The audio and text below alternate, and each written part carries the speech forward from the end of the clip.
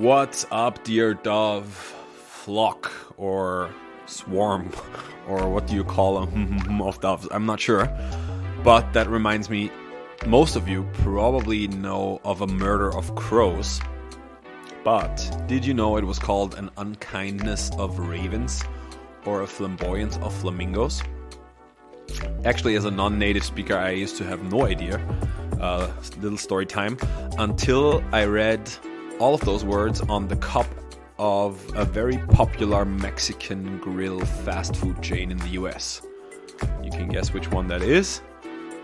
Shout out to any listeners from the US at this point. But I'm getting sidetracked. Maybe I should just call you Dovies or something like that. Anyway, a heartfelt welcome to a new deep dove entry to the Diary of Volunteers on Earth.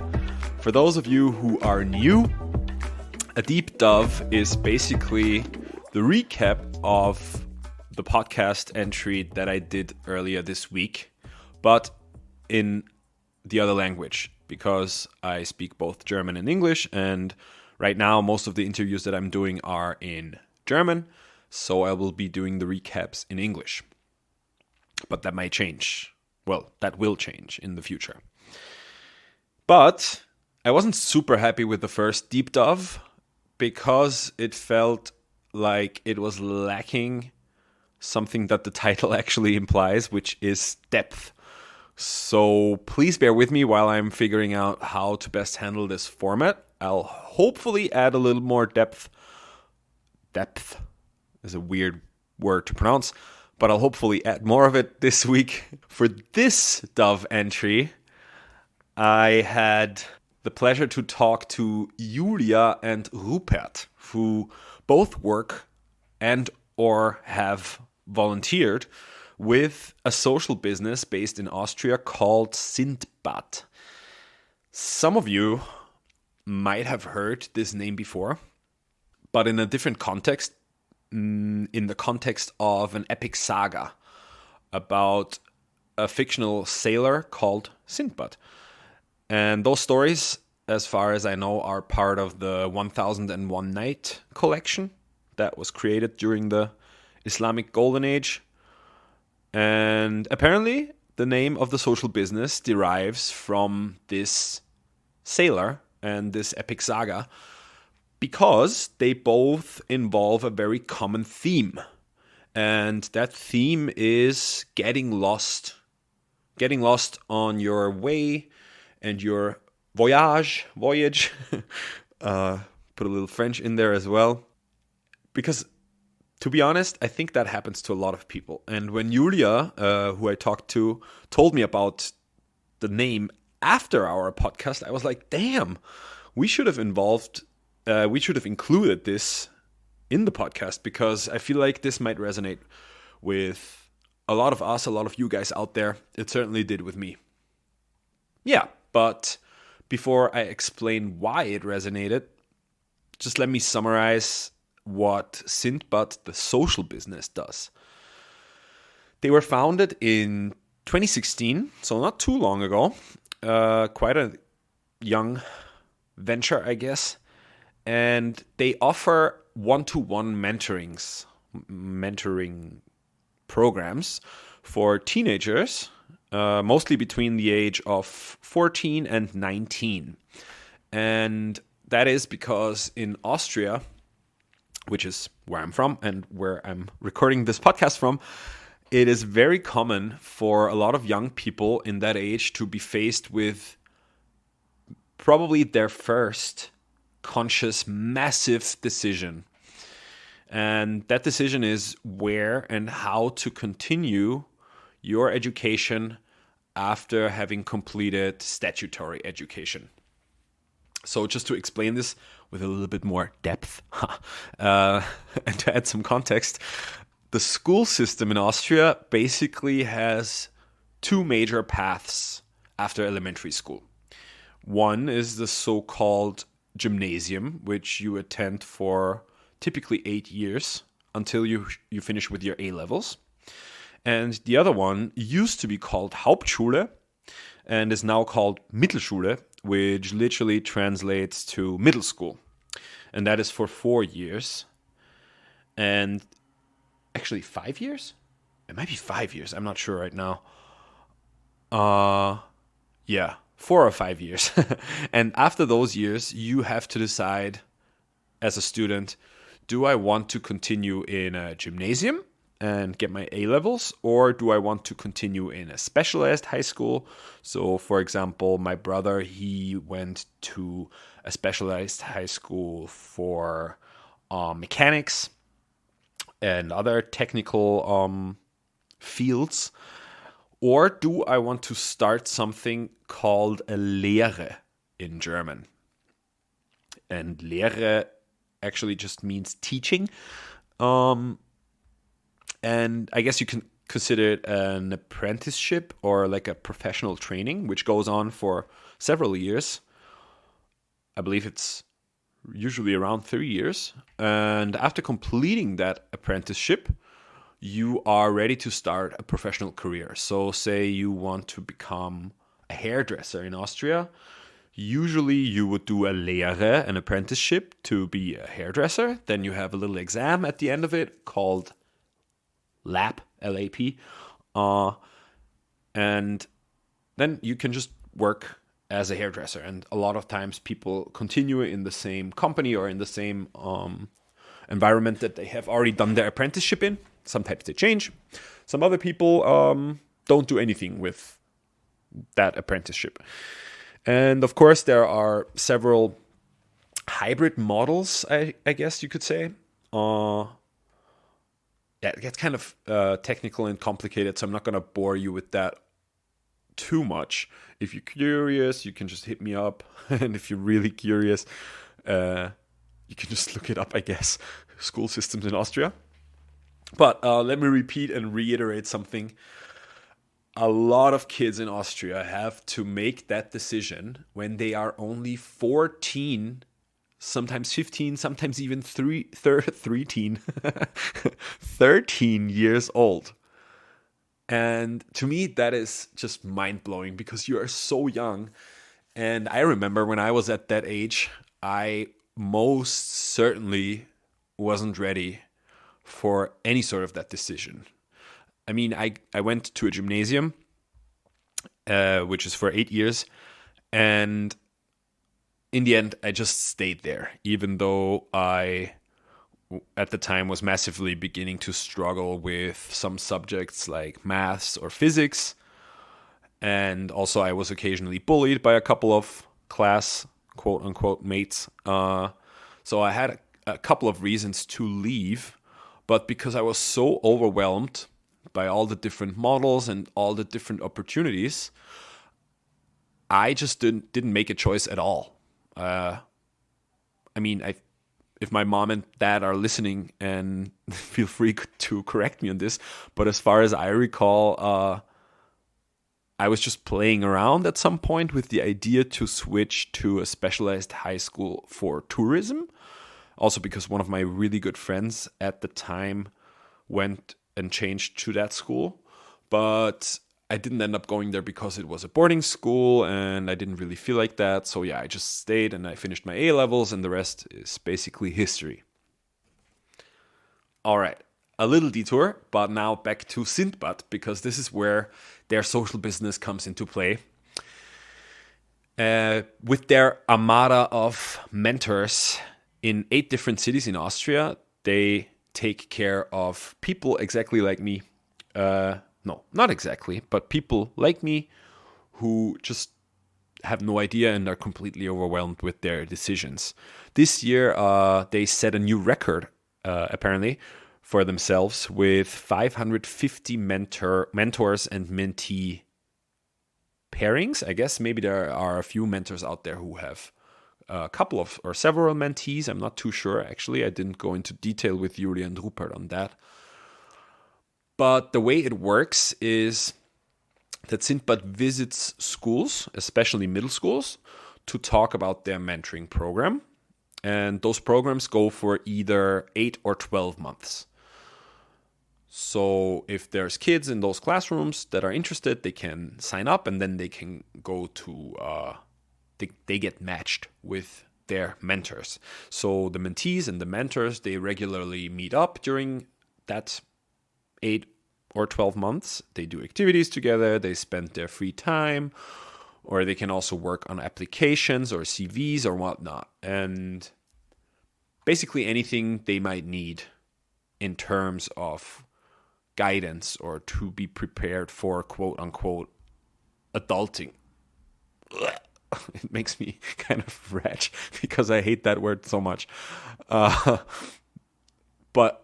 anyways, all of that, the whole offer and the whole program for mentees is completely for free. And that is awesome, I think. And that works because of two major aspects.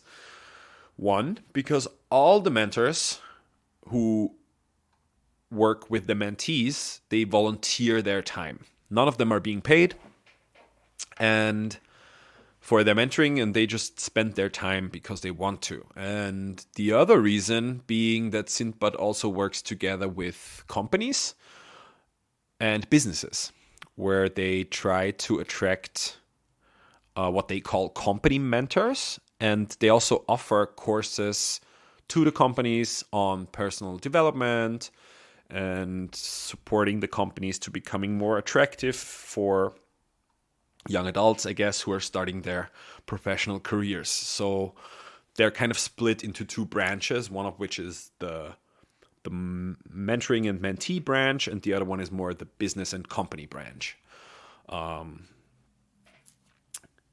So in my talk in the podcast entry with Julia and Rupert, we focused much less on the business side and more on the mentoring side of things because I was just simply more interested in that. And I love how Rupert phrased it at one point. He said, for a lot of mentees, it is not even that important to focus on their careers, which is a lot of what I talked about in our podcast. But he said that for a lot of teenagers, it is way, way more important to just have someone to talk to or spend time with who is not part of their family, part of their school friends, or maybe even teachers, who has no position of authority in relation to themselves. And especially because a lot of mentees at Sindbad have or may have difficult family backgrounds or a family history of migration of some sorts. And from my experience of being a youth leader in scouting, I can't underline all of what Rupert said enough.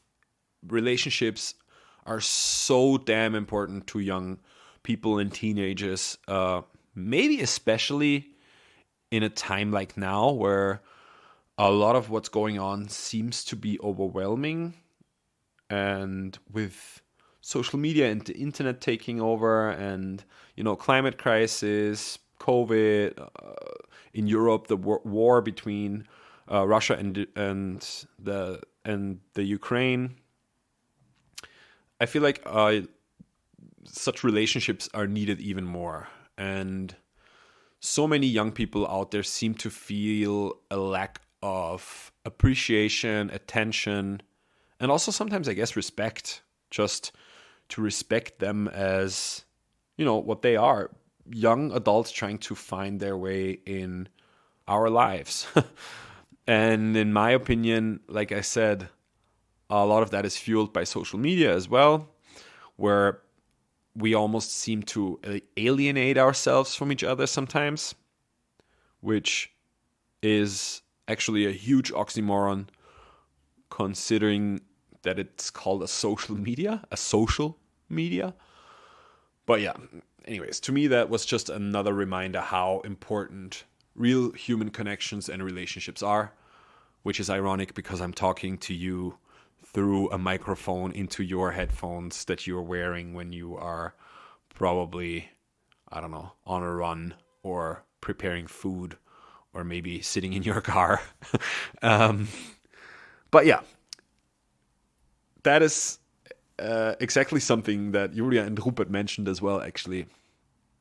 That creating a valuable relationship between teenagers and young adults is probably the most important feature of Sindbad.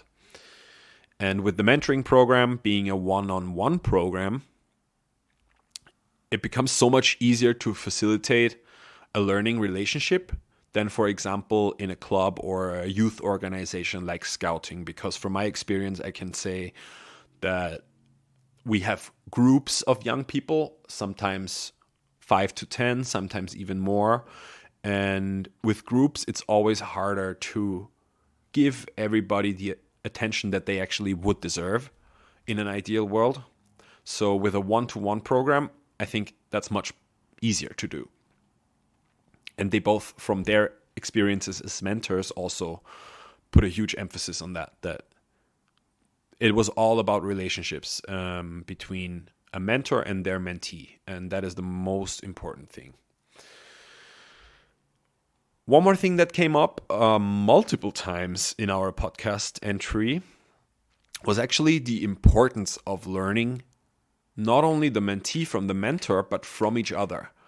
And for mentors especially, to have a chance and have an opportunity to gain insight into a totally different reality of life. Because so many of the mentees, apparently, and this is what Julia and Rupert were telling me, they come from very different backgrounds. And both of them were telling me how memorable and how valuable it was for them to be confronted with such different realities. And personally, I couldn't agree more with what they were saying, because I truly think it's one of the best way, if not the best way, to become a more empathetic and a less judgmental person is to engage with other people's realities. It sounds banal, maybe. It sounds like a duh kind of thing to say. And like, don't get me wrong. I know that I'm not there yet.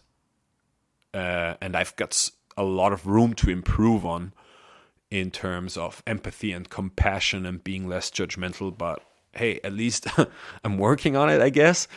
And I think we can all only do things step by step. So to me, volunteering with teenagers to help them gain clarity and to hopefully support them in making a big decision in their lives while learning yourself just seems like a great thing to do. So yeah, I'm definitely a massive fan of what Sindbad does. And that actually already leads me to the last thing that I want to mention in this deep dive. And that is, of course, the motivation that drives volunteers like Rupert and Julia. I guess Julia is now working in a paid position for the company, but she started as a volunteer. And partially, they both agreed that when you are working with people directly, you feel the impact and the transformation directly, as opposed to when you just, donate money to an organization or to a mentoring program like Sindbad.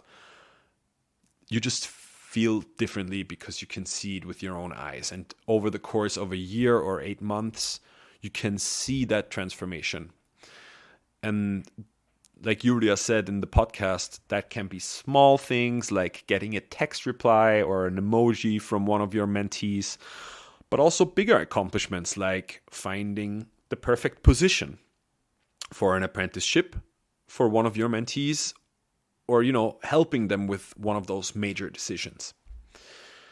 That's one aspect. Another aspect I think that I took away is knowing motivation drives from your own experience. So I think a lot of people know how it feels to be lost when you're young. Julia mentioned that she almost got lost and sidetracked, and if it weren't for that one person who was there to guide her, she might have. And so she felt like she wanted to, be that person to help a younger person who might be looking for the right way to find that way. And to become that guide, that mentor that you may not have had yourself, I think is just a beautiful way to give back. And in a world where there seemingly is an abundance for opportunity, I'm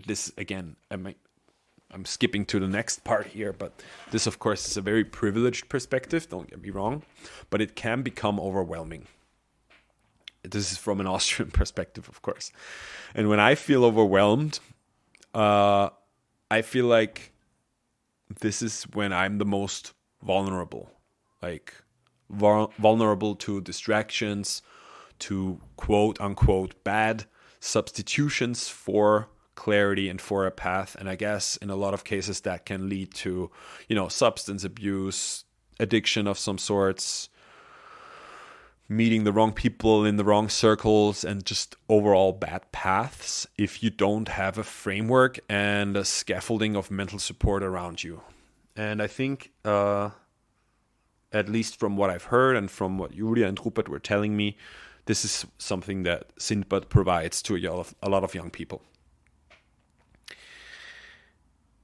And one more aspect that I wanted to mention, and maybe it actually might be the last aspect, that already came up in the DOVE entry with Johanna and Bernhard from Unser Bauerngarten. And I already touched on it a little bit now, is the privilege of being able to volunteer. And I'll quote Rupert on this one, who said, quote, "I come from the most privileged group that we know of. White men, raised on the countrysides, in a country like Austria, by parents who are still together. I feel like in a sense it is unfair that I won in that lottery, and so that made me want to give something back." End of quote. And I want to close this deep dive with a success story that Julia told me on the podcast about, where a mentoring and mentee team had started with some problems because the mentee didn't really reply and they didn't ever really meet up. And then at some point it turned out that the mentee was simply scared to use public transportation. And that's why they didn't want to meet up, and that's why they never replied to anything. So the mentor simply started working on that issue and basically just practiced using public transport together with their mentee. And they were both reminded of that story. And it's not the classic Sindbad story, but I think it's a beautiful one nonetheless. And I think it shows that it's not always about the big things. Sometimes it's the small steps that are important just as much. And that is almost the end of this podcast. One more thing, in case you were wondering, like Rupert was on the podcast, what a cockatoo sounds like, this is it.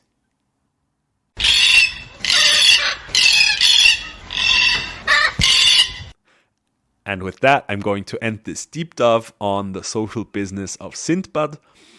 As always, thank you so much for tuning in and for sticking around. And if you're listening to this in real time, Merry Christmas, much love. Until next time, Jakob.